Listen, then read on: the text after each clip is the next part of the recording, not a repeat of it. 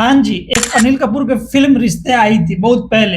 ये फ़िल्म जो है अपने ज़माने में काफ़ी सुपर डुपर हिट रही थी। इस फ़िल्म का गाने, इस फ़िल्म की कहानी, हर चीज़ अप टू द मार्क था, हर चीज़ बहुत बढ़िया था। तो वहीं जो है अभी आप सब जानते हैं कि भोजपुरी में जो है हर वक़्त सिर्फ़ एक चीज़ चलता है और वो है विवाद। लेकिन विवाद के बीच ही जो है कुछ स्टार्स ऐसे हैं जो पूरे अपने काम पे फ़ोकस करते रहते हैं, चाहे गाने का मामला हो, चाहे फ़िल्म का मामला हो, ये जो है अपना काम कभी करना नहीं भूलते हैं।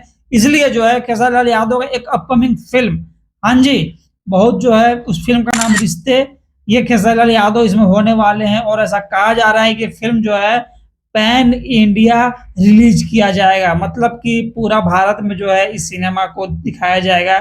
जैसे खेसारी लाल यादव का एक फ़िल्म आया था रंग दे बसंती, आपको याद होगा, ठीक है?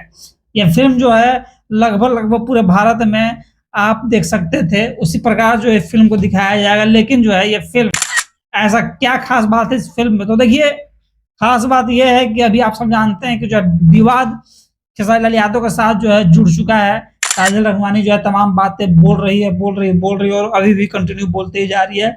लेकिन इसके बावजूद एक इंसान जो है बैक टू बैक एल्बम लेकर आ रहा है। ये गाना आपने सुना ही तुहर नाम भइल हमरा से, हम बदनाम तहरा से होगा।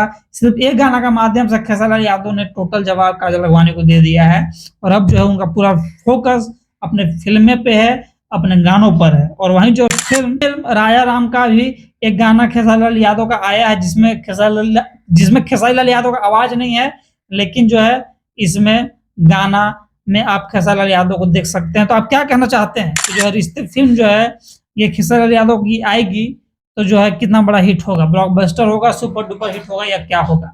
अपना राय जो है कमेंट सेक्शन में ज़रूर दीजिएगा। मैं मिलूँगा आपसे अगली बार। नमस्कार।